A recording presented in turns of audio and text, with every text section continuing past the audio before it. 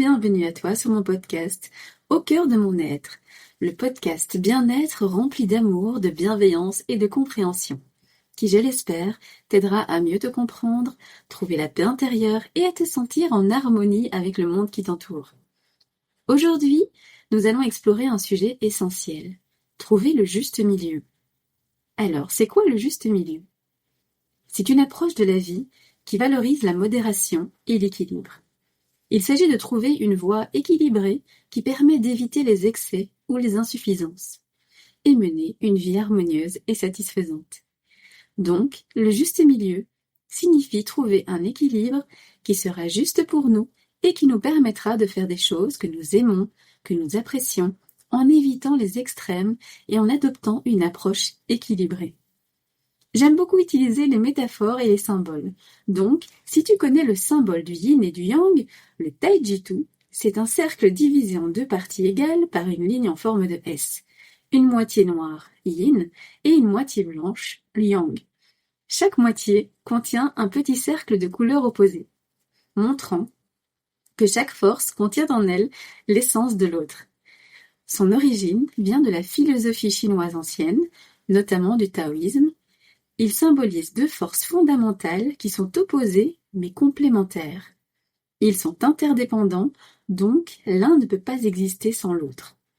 Ce symbole représente des aspects de la vie en général, car la vie est faite de cycles et de nuances qui forment une stabilité.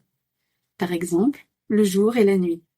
Le jour, yang, et la nuit, yin, se succèdent et créent un cycle naturel d'équilibre. Le positif, le négatif, le bien, le mal, la lumière, l'obscurité.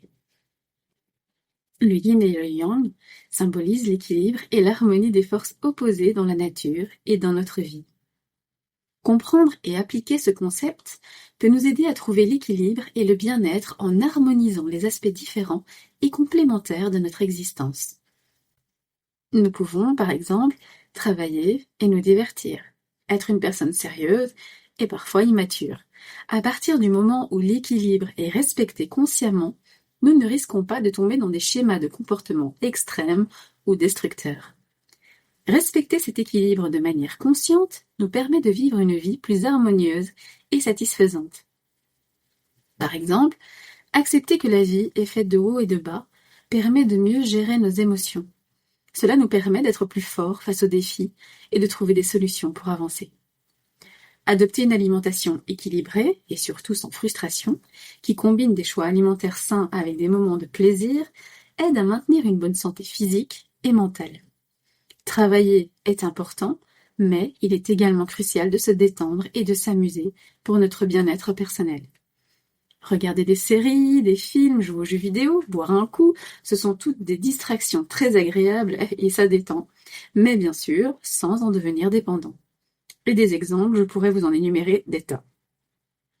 Trouver le juste milieu, comme illustré par le symbole du yin et du yang, signifie vivre une vie équilibrée et consciente.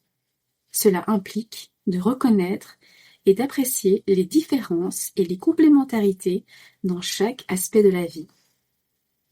En respectant cet équilibre, nous pouvons éviter les extrêmes, éviter le sentiment de culpabilité, de frustration, et ainsi vivre en harmonie et atteindre un sentiment de bien-être durable. Adopter cette perspective nous aide à naviguer à travers la vie avec plus de sagesse, de satisfaction et de sérénité.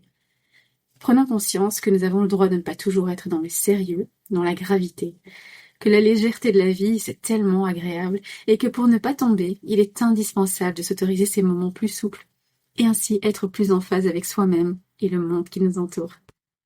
Voici quelques outils et astuces qui te permettront de trouver ton équilibre de vie.